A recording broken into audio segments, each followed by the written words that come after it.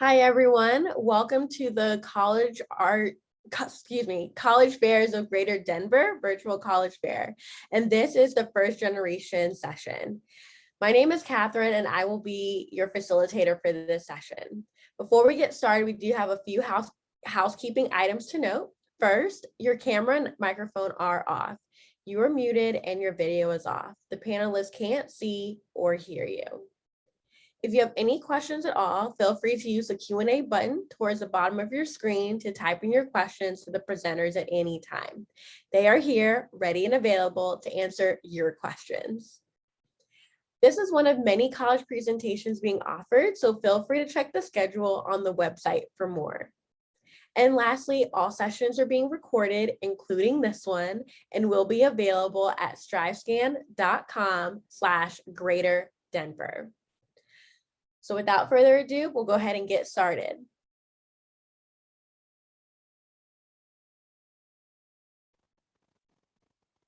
Well, hello everyone. I hope you're doing well today.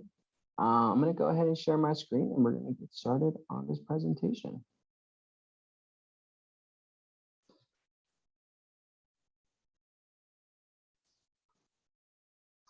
So what does it mean to be a first gen? Again, hello everyone. My name is Hernan Torres. I am the bilingual and admissions outreach representative for Fernies Community College here in Colorado. I'm excited to be here today, even though we are virtually. At this present moment, we live in very unique times where the future is unpredictable and things are changing daily. Through this process, we find ways to cope with our new lifestyle and learn new things we never knew before. As we shift, we still find ways to enjoy time with friends and family, stay connected with one another, and continue to strive daily for what matters to us. And also continue to strive for the pathway to our own success. Being a first generation student can sound very similar. Shifting to a new lifestyle and learning new things you never knew before. Finding ways to stay connected with friends and family, and seeking what makes you passionate while pursuing your career. Let me start by telling you a story.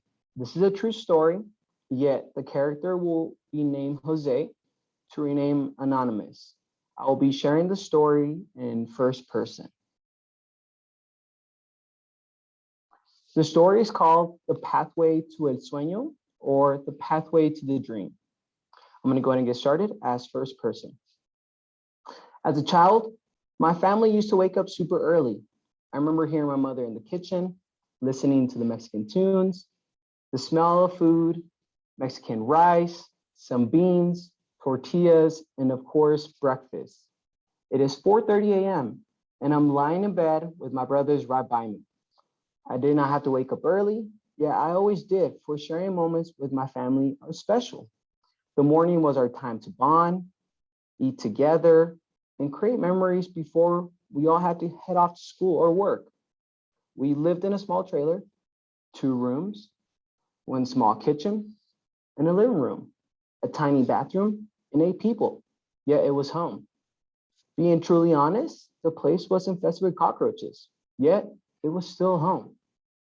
The morning continued with us laughing, messing around, helping each other get ready, and off to school. Having great neighbors, my siblings waited to catch a ride to school.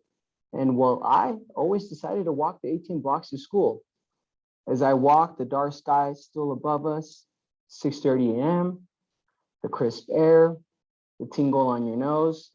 Oh, how much I still love it. On my way, I always had a tune in my head, whistling all the way to pick up my best friend, Julian, so we could walk together to school. Now, I don't know why I walked 18 blocks, or woke up super early, yet it has come to my understanding that it is about the path that we walk, which creates who we are. Continuing this path, it's 8th grade year, 2 years later. I just got my jersey for football. We have our first game the next day. Super excited, repping number 4. Practice ends and I'm walking with my friend Julio towards his house. We both are so pumped for the game the next day. We get to his house and I asked him if I could use his phone to call my mother to inform her that I was at his place. My mother picks up the phone and I hear loud panting, a scared voice saying, "Jose, where are you? I need to pick you up immediately." For all I know, my life is about to take a 180. Social services was trying to take us away from my mother. We ended up moving with my aunt Marisol's house and they worked the deal with my mother. At that moment, I had realized I was not going to be experiencing the life I pictured with my friends back in A-Town. The next year, I started in a whole new place called B-Town. I did not know anyone, yet I stepped into this new path in my life with hope, strive, and passion. 4 years later, I ended up being the first in my family to graduate from high school. I applied to more than 8 universities and got accepted to all of them. At graduation, I was the most decorated, where I had every single award the school gave out for academics, involvement, and volunteering in the community.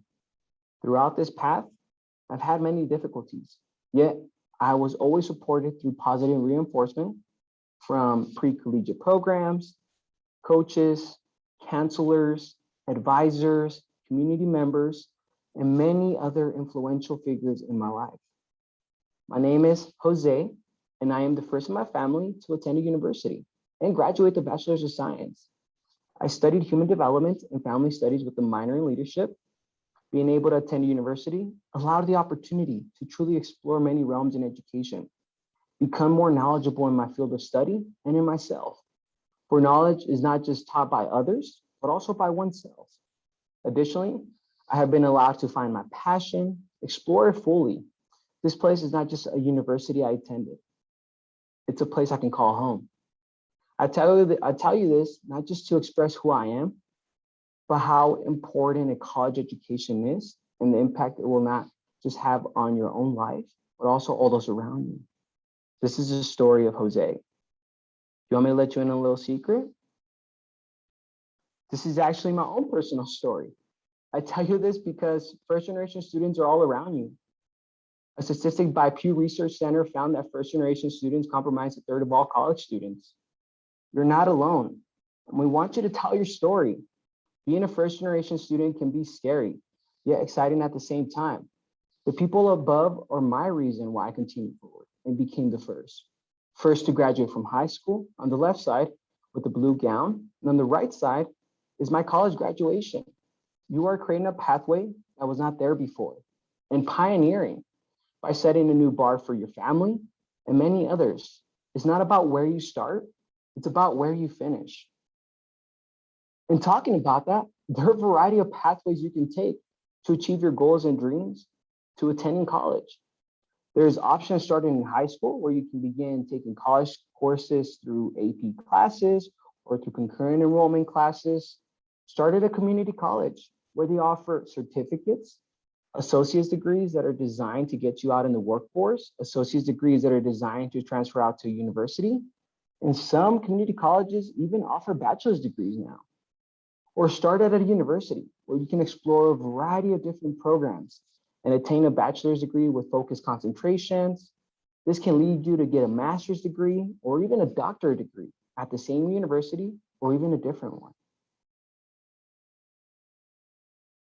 And also throughout this entire process, there's going to be a variety of different resources, scholarships, and assistance, and people to help you along your way. The chart above shows a variety of different things that will be there to help you as resources, a variety of different scholarships, a variety of different tutoring, support services, people along your way. Talking about people, who are those people? Those are going to be your advisors, your counselors, your professors, your financial aid advisors, your academic support centers. There's going to be librarians, your classmates, and of course, don't ever forget your friends and family are also there to support you on this journey. There will also be opportunities for you to get involved through clubs and organizations. There's going to be a variety of different diversity offices. You have the opportunity to work on campus and get experience, volunteering in your community, playing intramural sports, and much more. So this journey may be new to you, but there are many that have walked their first college path before, and they are here to assist you. So don't be afraid to ask for help. We all had to do it once, and we will continue to ask for help as we grow older. The journey ahead of us is a place that we have known our entire lives, ingrained in the DNA of one's own being, revealing one helix staircase at a time, spiraling upwards to one's destiny. This life is meant to be seen as a daily play, expressing the essence of who you are yet to become. If you still have time to think of a better future, the path is open for new genetic expression to be created. Is today the day you find what you have been looking for, or will it find you? Take a deep breath today. You feel how wonderful it is to be here in the moment, guided not just by ourselves, with all who come across in your daily passage. It's your time to take that one small step you've been thinking about, and then another one. And eventually, you'll see it's an infinite walk towards all the beauty this universe has to offer you. Accept it and believe it, for the timing is always just right. Thank you, everyone. I appreciate the time you gave me to tell my story, but also talk a little bit more about what it means to be a first-generation student. I am a bilingual admissions outreach representative at Fernies Community College, and my information is there. Of course, we're going to have a Q&A as well, but please feel free to take the information. And if it's to talk about my college or just about how to get started at any school, I'm here to help you. Again, everybody, thank you. And I'm going to go ahead and pass it on.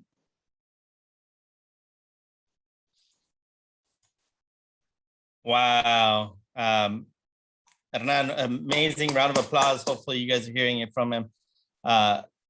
This young man has done an incredible job.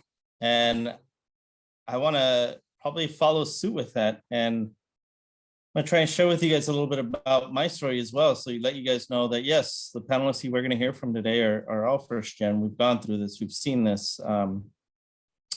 And what's sometimes scary and sad is that what we went through hasn't changed much.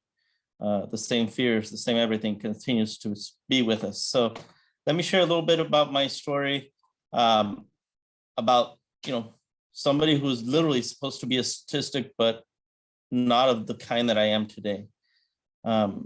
He was supposed to be a nobody and simply fade into the fabric of the forgotten. You see, this young man had many dreams, like you, like myself, like many others that I keep seeing, to be somebody someday. But his reality at the time was very limiting to no fault of his own. You see, this kid's family left their own home country, hacia el norte, to find el sueño americano, as my colega has said. Because many of our parents leave to try and make sure that their legacy, has a better opportunity. Like many immigrant families today, they knew only one way to work, and that was through grit and sacrifice. And oftentimes having to work beyond 8-hour days. And you probably see that right now where you're at. So, ¿quién soy yo? Soy el hijo del indio, primo del español, el mestizo que se presenta con mucho orgullo para compartir un poco de su vida con ustedes. My name is Lorenzo Gamboa Jr., and I'm a proud first-generation college graduate of a small school called Santa Clara University in California. In fact, it's the oldest university in the state, but I never knew that when I applied. I'm also a fanatic of Los Tigres del Norte, and I'm a proud product of this country's immigration. Both my parents are immigrants from el mejor estado de México, Chihuahua, Mexico. Sí, señoras y señores, the real frontera that shows no mercy to anybody, no matter who you are, whether you're young, old, male, female, it doesn't care. You don't respect the frontera, it's not going to respect you for sure. No soy ni de aquí ni de allá. It's a different, mysterious world. Yo soy el mestizo, el que nunca se fue y el que siempre estará. My roots dig deep in the tierras of Chihuahua. Y orgullosamente digo que soy tarumano, soy tarramano. But how did I get here? Like my colega said, this wasn't an easy road. And in fact, I hope it never will be. Because I think one thing we learn as first gen is that you have that grit, that tenacity to know no better. And so you will fight and you can fight. And I think that we learn the best when we learn how to fall, but learn how to get back up as well. This is when you really learn how to appreciate what life has to offer you. You see, I grew up in El Campo, literally in our backyards of Colorado. I grew up on a ranch in southern Colorado where I learned how to ride horses and bulls just for fun. And like my many familias in my area, many left their home country because they wanted the best futures for their own grandkids or their kids. You see, I grew up speaking Spanish, my first native language. And I grew up breathing, eating, and dreaming and thinking in my native language ever since I can always remember. And I've had some special connections with my Mexican music because it provides and speaks of who I am. But I can also remember the times that this wasn't always so. In fact, I remember the difficult times we had as an immigrant family, struggling to find work for us as immigrants because nobody wanted to help the undocumented. Struggling to find shelter because nobody wanted to rent to the illegals, and struggling to find enough food for us to eat because my parents couldn't even afford everything that everyone else had. And oftentimes having to watch them go to sleep on empty stomachs while they sacrificed so that we could eat. The hardest times was actually when my friends thought it was funny to yell, la migra, and have watching us all spread away and scatter. I remember really never understanding why my parents hesitated to get involved like other kids in school and their parents. And unfortunately, it is now that I barely begin to understand that fear and that struggle that constantly continues today. My family traveled for a long time picking crops for the richest people of this country. In fact, my earliest childhood memories are picking the chiles, tomate, cebolla, melón, y algodón that decorate many of this country's kitchens. We worked like slaves under the unforgiving sun of Texas, New Mexico, y Colorado. But one thing is for sure, our community never gave up, no matter how hard it was to be picking out there. But for some reason, this never made the evening news. To this day, I still remember the entrepreneurship spirit of my community and that person going up and down the círculos as they yelled, sodas, refrescos, piña para la niña. And out of nowhere, that person caking out that change just to quench their thirst. Now remember how many hardworking families surround you. How many of them are limited by that thirst. Never forget where you came from, porque somos guerrilleros. You guys can also, all of you, no matter where you come from, your ancestry will help you. I can, in fact, still remember some of my first happiest days in the fields. My dad said, hijos, if you guys do work hard today, we will take the earnings and I'll let you allow to enjoy those golden arches you always talk about. I was just simply excited by the fact of dreaming that that was going to be an opportunity. I ran around the círculos just picking up every bus chiles out of everyone else's bucket to fill up my own. Everyone laughed at me because I was about the size of the bucket, but they saw the joy and the excitement I had, and they didn't want to create fuss. But I said, I remembered one important lesson that life has taught me, and that's you have two options. When somebody laughs at you, you can opt to stop or continue on and show them what will happen. So, el que ríe al último, ríe mejor. And yes, I got to enjoy my Happy Meals that one day. But then there are also the hateful moments I hate to recall, especially about these moments as immigrants. How the mayordomos would treat us differently because we didn't speak enough quote unquote English. How they treated us like trash simply because we were a little bit different color, browned by this, weathered by the sun.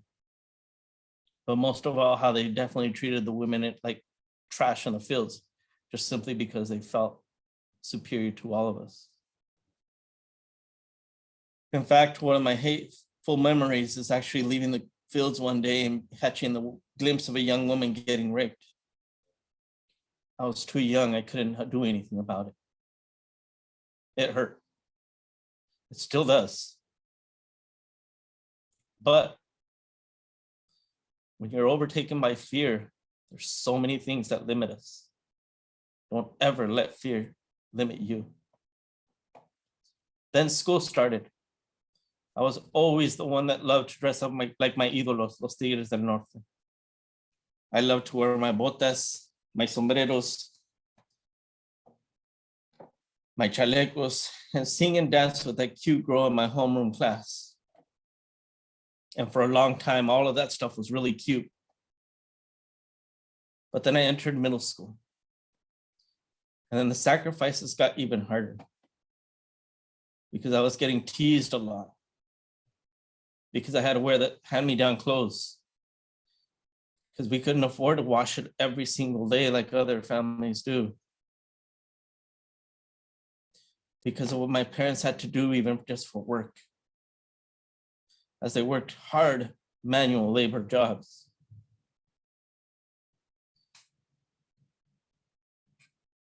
I can still remember how my parents worked so hard, but then I can still see my friends pointing at me and laughing at me for what they did. And I would argue a lot more during this time with my parents, because I would say, ¿Por qué me hicieron esto? Why did you do this to me?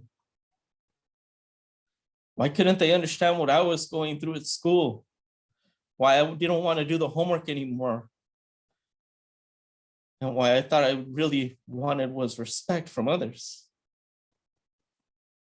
But not noticing that they were working 2 or 3 jobs to make just ends meet. In fact, me acuerdo having to wake up at 4 in the morning to go help my mom clean my home school, as she was the janitor there. Y me acuerdo loving to work alongside her as she sang Spanish and danced with the vacuum that cleaned my homeroom class. Pero también me acuerdo that many times my friends threw trash on the floor without even thinking twice about who had to clean that up. Even today in my profession, I get to be fortunate enough to travel literally the world, and I will still see the exact same thing.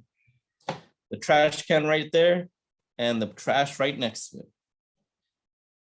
Because we always have this assumption that there's always going to be somebody there to pick it up after us. So I ask you, when was the last time you thanked that person who does that job for you today? That was my mom. And then came the day that I really hated who I started to become. I began to listen to these people who said these remarks about immigrant families in the communities, saying and believing that kids like me were so dumb that we wouldn't be able to amount to anything. And when the teasing finally got to me, I gave up the best and only thing I knew how to be. And that to me was Mexicano. So I gave up my botas, I gave up my sombreros. And for what? For what everyone else had said about me. You see, I was so embarrassed that I hated to even be seen around my own family as they spoke my native language, Spanish. I hated to even translate for them anymore because it wasn't the cool thing for me to do anymore.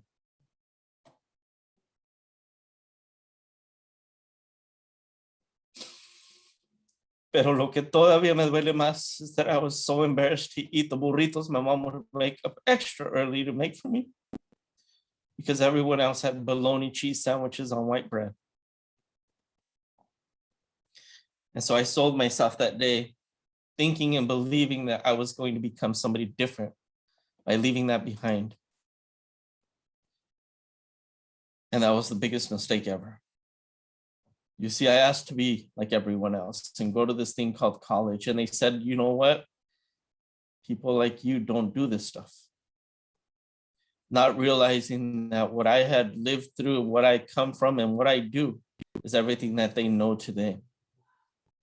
Mathematics is a concept that was developed by the Maya because we created zero. The indoor plumbing was created by the Inca Empire that people can't live without today. The Aztec Empire, something that even modern technology and engineers cannot mimic. That runs through my blood. And you can't tell me that we can't do college. And when they limited me to thinking that I was only going to be a mechanic or a carpenter, I wasn't upset about that. I was more upset at the fact that they didn't know I had already accomplished that by the time they were telling me that. That my people, we can do all of this. And if that's what you aspire to do, do it. But do it with some damn good pride. And so, yes, I wanted to change, and I wanted to vow and throw as many diplomas in their face and show them that I was not going to be the stereotypical Pachuco gang wannabe that they thought I was going to be.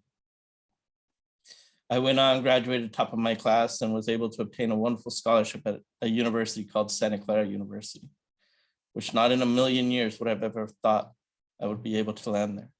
And now I get to be an alumnus, and I get to work there and try to open doors for similar students like myself as we strive to open and find those diamonds in the rough. But like my colega said, no matter how far you guys climb, I want you guys to remember 4 main things. 1, never, ever give up on any dream that you might have, no matter how big or how small it may be, because even a Happy Meal is worth chasing. Number 2, never, ever assume you are better than anybody else, regardless of the titles or the degrees or the diplomas you're going to earn. You treat that janitor and that CEO with the equal respect. Number 3, do not ever let anybody else tell you what you're going to become. Sin embargo, you show them who you're going to be.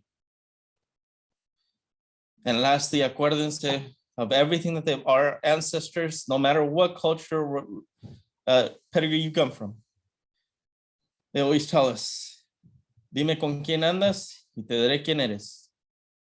You go hang out with the right people, the people who have positive energy, you are going to do some amazing, amazing things. You go hang out with the people who are stumbling and don't care about their academics or their future. Unfortunately, you will stumble the same path as well.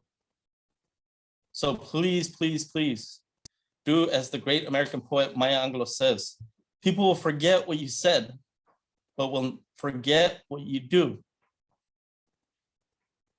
I'm sorry. People will forget what you said. People will forget what you did, but people will never forget how you made them feel. So take what you learned today and make sure you ignite that future and that fire and that opportunity that you have. Because you got Hernan and myself here in your corner to make sure that whatever it is that's on your mind, you ask it today. We're here to help. So thank you very much, and we'll open up to Q&A.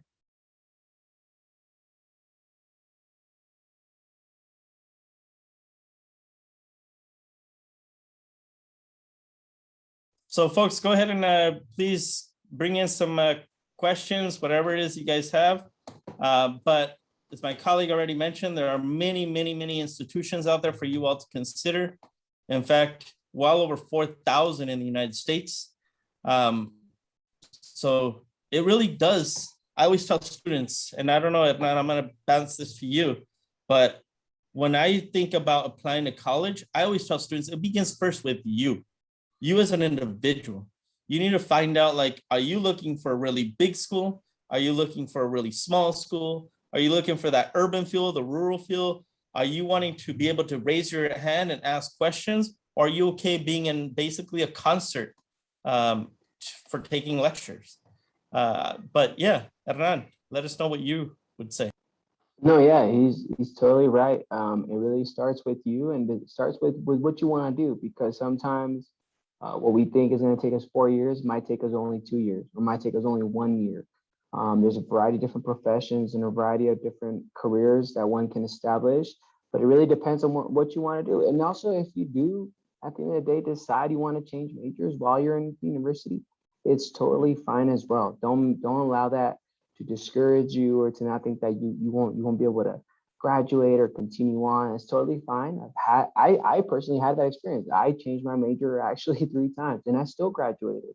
I still graduated on time, and I still had the opportunities, and I saw people that helped me out. And also, I mean, how I said, if you can apply to multiple schools, do it, because the more opportunities you have, the better, right? Don't allow the colleges to close the door, right? Don't allow us not to even open the door. Open those doors for yourself, and then from there you can decide where you want to go, right?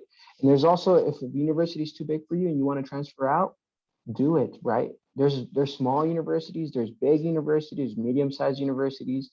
There's a variety of different community colleges in your own community as well.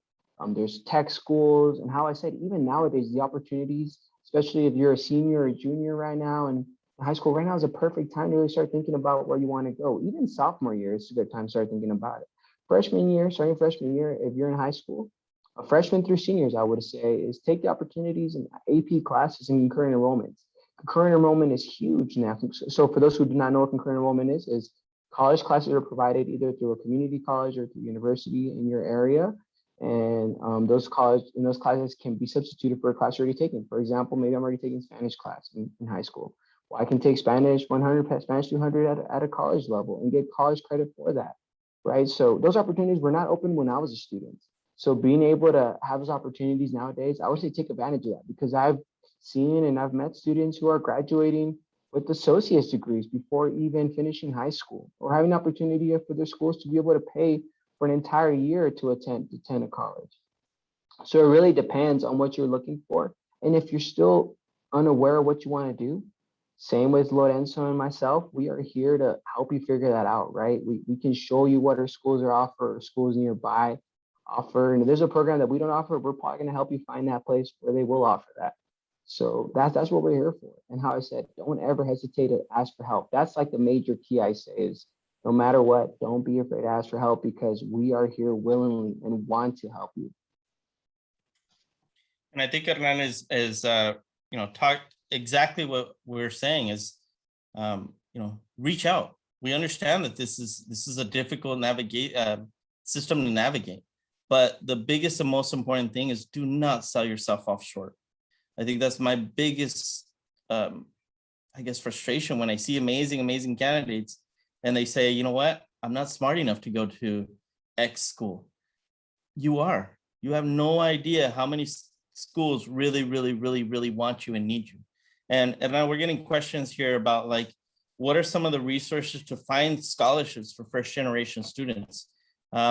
Wisest opportunity I would say is connect with your advisors, your high school counselors. Those are the first things and major resources to connect with. But I'm going to put right now in the chat function a whole list of links that I want you guys to go into.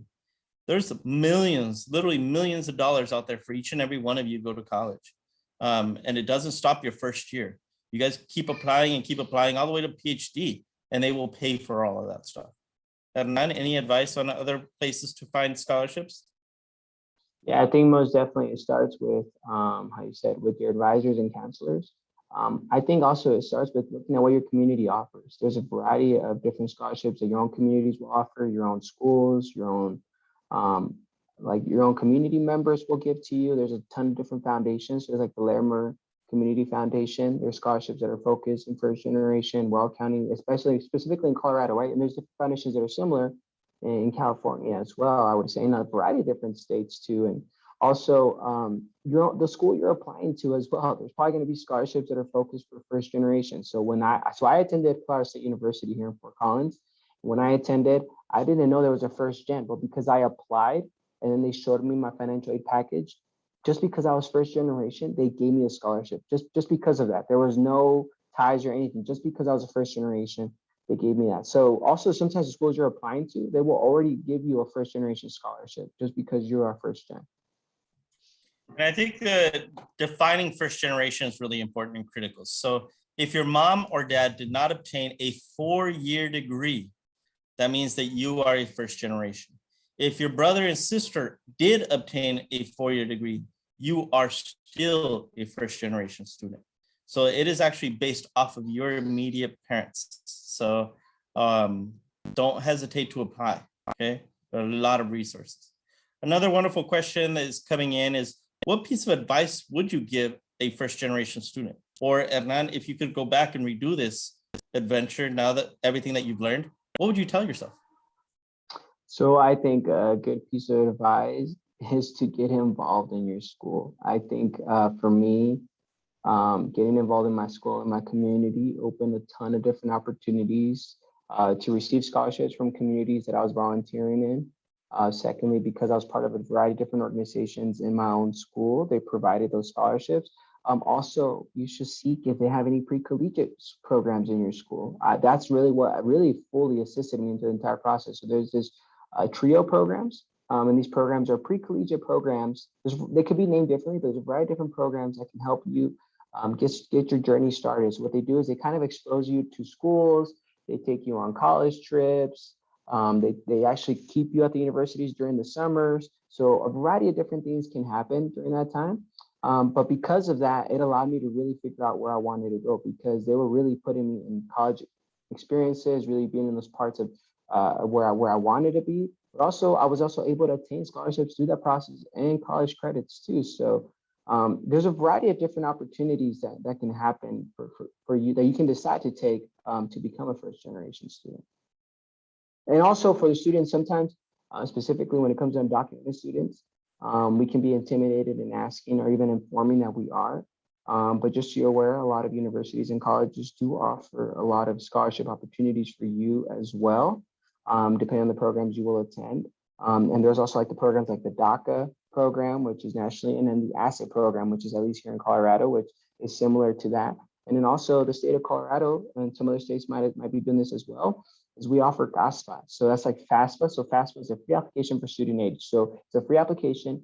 You apply, and then once you apply, they will show the contribution that the government will provide, either through grants, which so grants are money you don't have to pay back, just like a scholarship from the government, or loans. And there's a variety of different loans as well. But also now the state of Colorado offers FAFSA. So FAFSA is the option where students who are documented can apply and attend school too. So there's a variety of different ways and pathways. Is really about just starting. That's a really good point. And I would say that also it really comes down to you.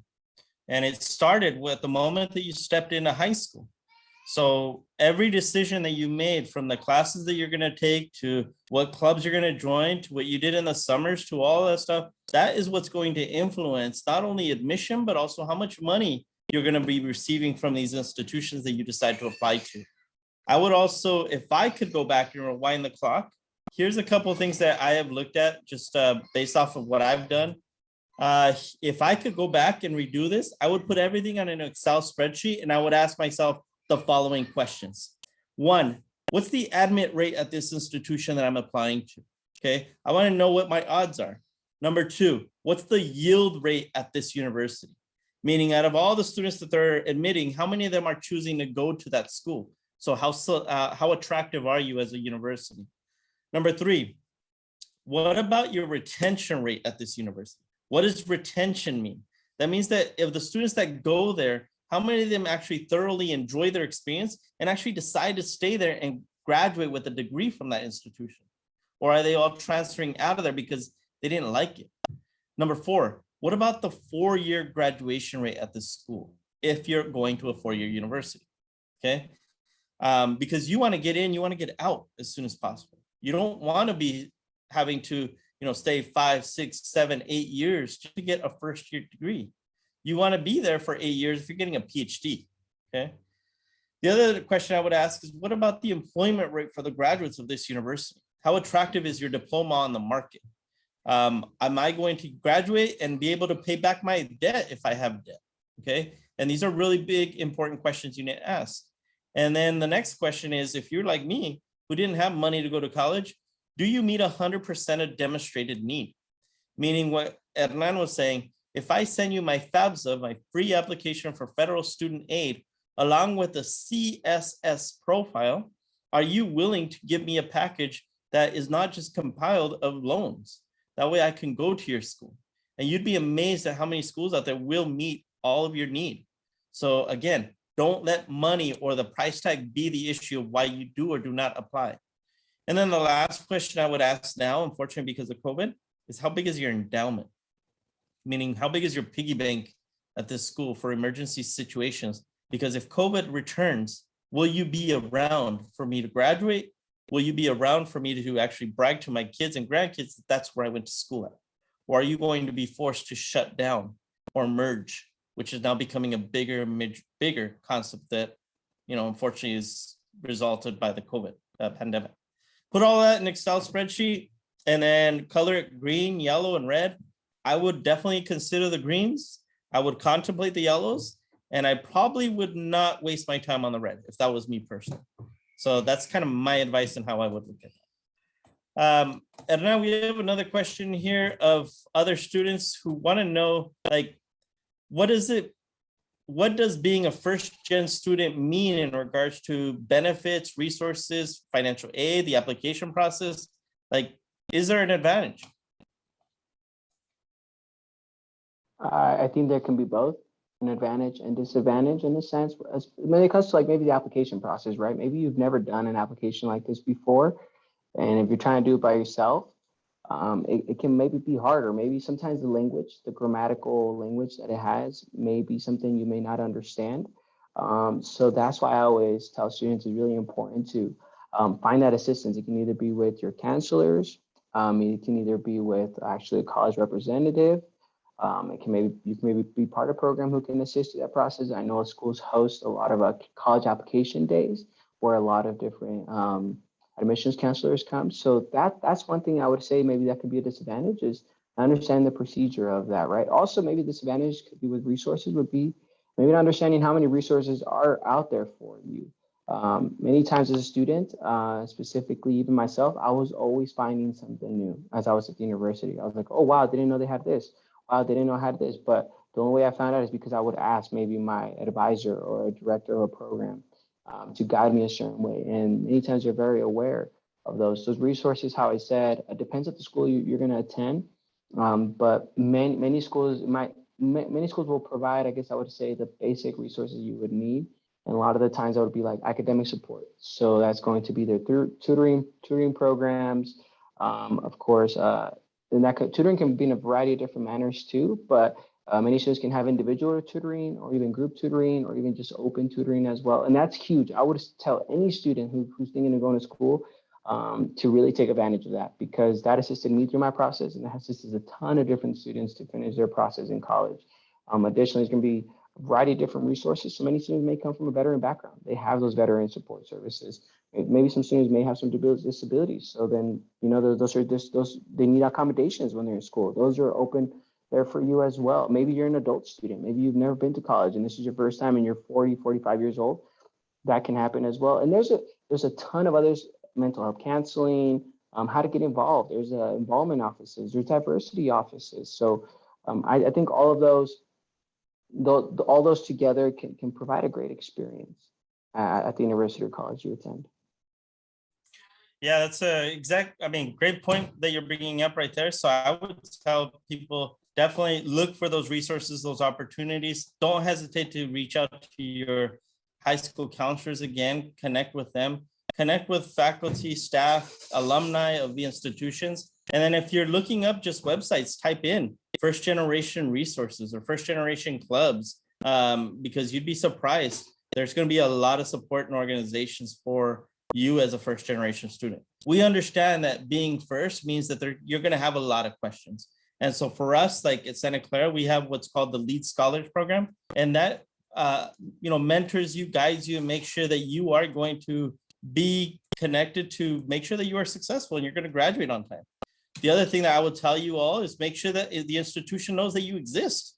So make sure that you do have, if you get the opportunity to sign up for information and register, you do that, because then that allows us to understand, hey, you might want some extra information on this or that or whatever.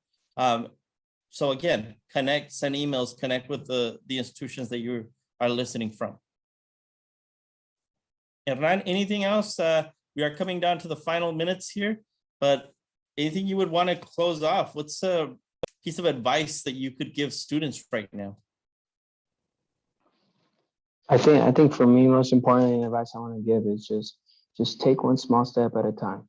No matter what that looks like for you, it might just be walking in the door or talking to someone. Just take that small step and eventually it would lead you to finding the best school for yourself. That's great advice. I'm going to tell everybody, shoot for the moon.